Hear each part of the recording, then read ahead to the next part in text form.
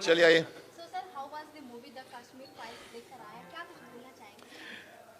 देखिए मैं पूरे कितने 2 घंटे के 3 घंटे के मुझे नहीं मालूम, 3 घंटे, मैं 2.5 घंटे आंखें नहीं हटा सका फ्रेम से। इतनी इंग्रॉसिंग बात है, परफॉर्मेंस सुपर्ब है।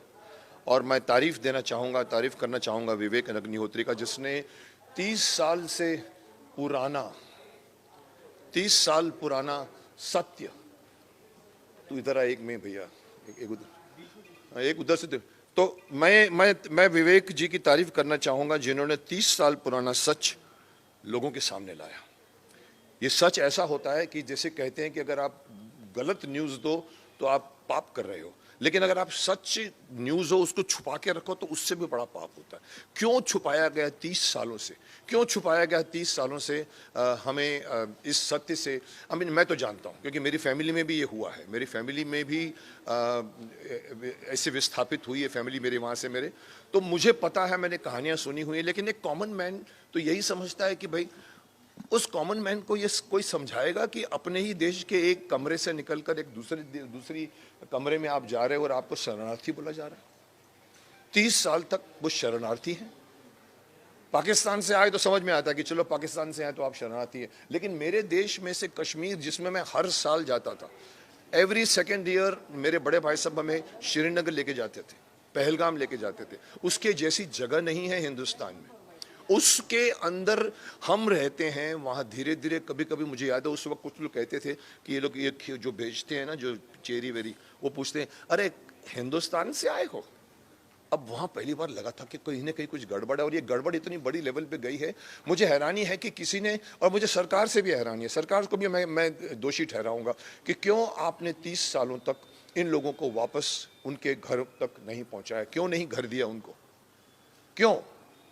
और अगर मोदी जी ने भी कहा था अपने 2014 के इलेक्शन जब जीत कर आए थे, बोला मैं हिंदू पंडितों को स्थापित करूंगा। मैंने कहा था अगर ये कर जाएंगे ना तो ये सुपर हीरो बन जाएंगे, शक्तिमान बन जाएंगे, लेकिन नहीं हुआ। 8 साल बीत गए हैं, अभी भी एक एक एक मेकर को एक ऐसी फिल्म बनानी पड़ती है जिसके ऊपर कंट्रोवर्सी खड़ी हो गई है।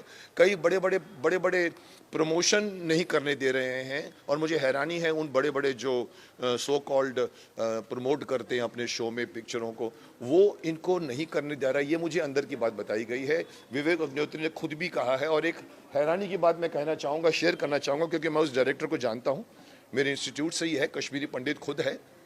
उनकी पत्नी का मैंने रिव्यू पढ़ा, मुझे हैरानी हुई कि क्या सोचकर आप कर रहे हैं। आपको समझ में नहीं आ रही कि ये सच हर शख्स तक पहुंचना चाहिए। तो मुझे हैरानी है कि भाई ये क्यों नहीं इसको, और इसीलिए ये खुशी है कि आगे आप कह रहे हैं कि भाई ये कौन बोल रहा है, ये कौन है, ये माइक है? ओके, चलिए, सो आई एम सॉरी। तो मैं कह रहा था कि you have to understand that this news has to reach every, और टैक्स फ्री हो रहा है। मुझे बताया गया कि लोग टैक्स फ्री कर रहे हैं, स्टेट ने, कुछ स्टेट्स ने कर भी दिया है। मैं चाहूँगा पूरे हिंदुस्तान में टैक्स फ्री करिए, इस फिल्म को प्रमोट करिए। अगर ये बड़े बड़े प्रोमोटर्स प्रमोट नहीं करते, एक बड़े हमारे इंडस्ट्री में लोग पता नहीं क्यों अपने आप को भारत से अलग प्रूव करते हैं। अगर ये भारतवासियों का दुख आपको समझ में नहीं आ रहा है तो आप हमारे देश के वासी नहीं हैं।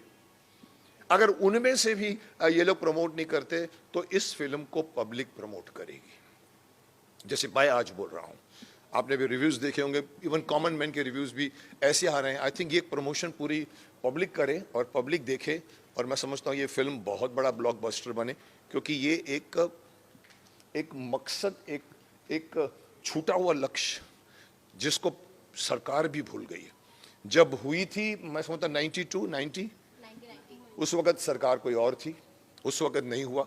उसके बाद भी सरकार आई, फिर भी नहीं कुछ हुआ। लोग अपने अपने जगह पर क्यों हो? So I hope that this film reaches to masses and it reaches to everybody. It is reaching globally. मैंने सुना इवन वर्ल्ड में भी लोग रिएक्ट कर रहे हैं, बिकॉज ये वर्ल्ड क्लास फिल्म बनी है। ये हमारे कॉमन 300 करोड़ की फिल्म नहीं है। 200 करोड़ की एक फिल्म अभी भी रिलीज हुई है जिसका नाम राधे श्याम, नाम इतना अच्छा रखा है, बट मैंने उसका भी रिव्यू पढ़ा तो थोड़ा सा निराशाजनक बात की। पैसे खर्च करने से फिल्म नहीं बनती। शक्तिमान पैसे खर्च करके नहीं बनी थी, स्टोरी थी। ये यस। और कोई मुद्दा ऐसा है जो अभी तक आपको लग रहा है कि छुपा हुआ है, लोगों के सामने आनी चाहिए, फिल्म बननी चाहिए उस पे? और मुद्दा बिसाइड्स दिस कश्मीर, कश्मीर और भी कोई ओवरऑल कोई भी ऐसा मुद्दा जो जानना जरूरी है देश में? कश्मीर के बारे में कि कश्मीर या कोई भी देश में कोई भी मुद्दा उठा दीजिए। साहब ऐसे तो बहुत मुद्दे हैं जो सबसे स्पेशल लग रहा हो कि बहुत लेट हो रही है, उस पर आनी चाहिए। जैसे आप कह रहे हो कि भी आर्टिकल 370 आ गया है, उसको हटाने की कोशिश की जा रही है। It has to be. मैं कई चीज़ें ऐसी हैं जो हमारे देश के प्राइम मिनिस्टर तक पहुंचनी चाहिए, नहीं पहुंचती। बहुत से मुद्दे हैं। हॉस्पिटलाइजेशन का सिस्टम चेंज होना चाहिए, एजुकेशन का सिस्टम चेंज होना चाहिए, एजुकेशन फ्री होनी चाहिए, हॉस्पिटलाइजेशन फ्री होना चाहिए। आज अगर हम हमारे देश की एक ही भाषा होनी चाहिए जिसको हम कहते हैं हिंदी है, और लोग कहते हैं नहीं साहब साउथ उसको वो करता है, अपोज करता है। साहब करने दो ना, क्या हमारा देश एक है? हमारा देश साउथ ईस्ट वेस्ट नॉर्थ नहीं है। वल्लभ भाई पटेल एक सार्वभौमिक राष्ट्र बनाकर गए थे ना, एक राष्ट्र। उसमें अगर बीच में अगर उधर से ममता वहां से कुछ बोले, साउथ वाले कुछ बोले, केरला वाले कुछ बोले और सरकार चुप रहे, नहीं साहब चुप कराइए, डंडे से चुप कराइए उनको। मैं ओपनली बोलता हूँ, देश में अभी एक ऑनेस्ट डंडा चाहिए। अच्छी अच्छी बातें पास नहीं होती, पार्लियामेंट में करोड़ों रुपए का लॉस हो जाता है, कुछ काम नहीं होता, तो वो करने की जरूरत है, एक पावरफुल सरकार। इसलिए मैं कहता हूं कल इलेक्शन जो आया, यूपी का इलेक्शन, वो सिर्फ बीजेपी की जीत नहीं है, देश की जीत है। प्रचंड बहुमतों से आया। मैं चाहता हूं कि एवरी स्टेट में अभी रूलिंग सरकार, मैं इसलिए नहीं बोलता हूं कि मैं बीजेपी का हूं या मैं कांग्रेस का नहीं हूं या सपा का नहीं हूं। मैं इसलिए बोलता हूं कि देश को एक स्थिर सरकार चाहिए।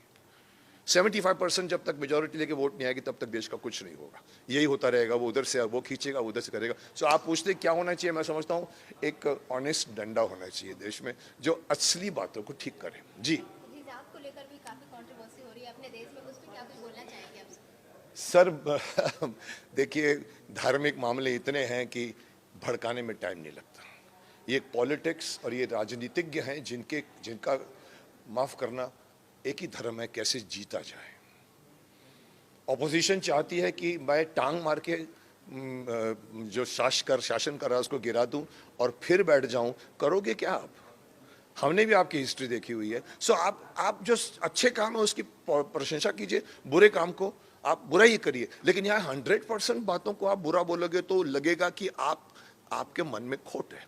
तो ये हिजाब का केस हो या कोई भी केस हो, ऐसा टू द मेन पॉइंट ठीक है, लेकिन जब ये पार्टी पकड़ती है, वो पार्टी पकड़ती है, और फिर जब झगड़ा करती है ना, तो वो मसला साइड में रह जाता है और सीटें गिनने की बात में आ जाती है। ओके, अगर द कश्मीर फाइल्स की बात की जाए, परफॉर्मेंस वाइज किस तरह से आप बताना चाहेंगे? ये मिथुन दा हो गए, अनुपम खेर हो गए, दर्शन रावल हो गए, पल्लवी जोशी हो गई, किस तरह से आप बताना चाहेंगे? देखिए, अगर मैं परफॉर्मेंस करूं, सबने बहुत ग्रेट परफॉर्मेंस किया है। मैं अनुपम जी तो डेफिनेटली ग्रेट ही किया है, लड़की ने भी ग्रेट किया है जिसका नाम पल्लवी जोशी है, वेरी फाइन एक्ट्रेस। नेगेटिव होते हुए भी उसने कोशिश की है उसको पॉजिटिव बनाने की अपने तरफ से। उसको बिलीफ बोलते हैं। जैसे चौधरी सारंग सबको गोली मारता था लेकिन वो अपने आप को बोलता था मैं पॉजिटिव हूँ। She did that, but the credit goes to that boy which I have never seen before, Darshan. मुझे नहीं पता कि कौन सी फिल्में की हैं उसने, बट लास्ट की 10 मिनट की स्पीच वॉज टेरिफिक। जैसे कि बॉलीवुड को माना जाता है आईना, सच का आईना, लेकिन कश्मीर फाइल को बनाने को 30 साल क्यों लग गया?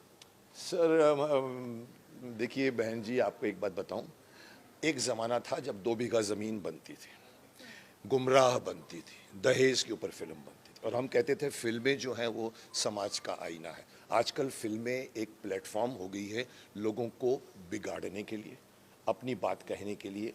आप ऐसी ग्लैमराइज बातें करती हैं, यूथ बिगड़ रहा है। आज का जो सोशल मीडिया है उसने इतना बिगाड़ दिया। So there is nothing like कि फिल्म जो है वो समाज का आईना है। आज उल्टा हो गया, आज फिल्म बच्चों को सिखा रहा है। ऐसी ऐड बनती है जहाँ कहते हैं दूर दूर बैठो, नज़दीक मत बैठो, हमारा एक जुड़ा परिवार को तोड़ते। So there is something wrong going somewhere where you need to have censor on the advertisements also, censor on. मैं तो आपके सामने मुंह पे बोलता हूँ, आपके न्यूज़ चैनल्स को भी सेंसर करना चाहिए क्योंकि आप नेगेटिव न्यूज़ बहुत दिखाते हो। ओके, जैसे कि जिन्होंने कश्मीर फाइल मूवी देखी, जो कश्मीरी पंडित थे, वो काफी जो रो पड़े, तो आप कितना फील करते हैं इनके पेन को? मैं कश्मीरी नहीं हूँ, मैं हिंदुस्तानी हूँ, और हिंदुस्तानी के हिसाब से मेरा दिल बहुत टच किया है। मेरे घर में एक मेरे भतीजे की वाइफ वहाँ से श्रीनगर से उनके परिवार को भागा है, तो मुझे रियलिटी मालूम है। आंसू आए नहीं बट अप्रिसिएशन मेरे को बहुत आया। एक चीज़ में तालियां बजी थी लास्ट में जो फिल्म की, उसमें मेरी भी एक ताली थी। So definitely, film is Vivek Agnihotri has done and शिद्दत से फिल्म बनाई है. ये फिल्म इतनी आसानी से नहीं बनी है. ये फिल्म के एक शॉट्स आप देखिए, शूट करने को बहुत टाइम लगा होगा, और ये एक ने उठाया है, तो मैं उसको कहूँगा विजयी भव. और ये फिल्म सब तक पहुँचनी चाहिए, और ये कश्मीरियों को इज्जत के साथ में श्रीनगर ला के जाना चाहिए. मिलिट्री के टैंक्स खड़े कर दो सामने और उनको प्रोटेक्शन दो. I hope this film is a start. Okay, welcome. Bye bye. Side हो जाओ, साइड हो जाओ. अरे मैं तेरे एक साल 2 कोटेशन से मेरे जय सर से बात करता हूँ. जय से बात कर, कोऑर्डिनेट कल परसों करेंगे. ठीक है. चल भाई, कहाँ से जाना? सर मैं फोटो सेल्फी नहीं दूंगा. अरे मेरा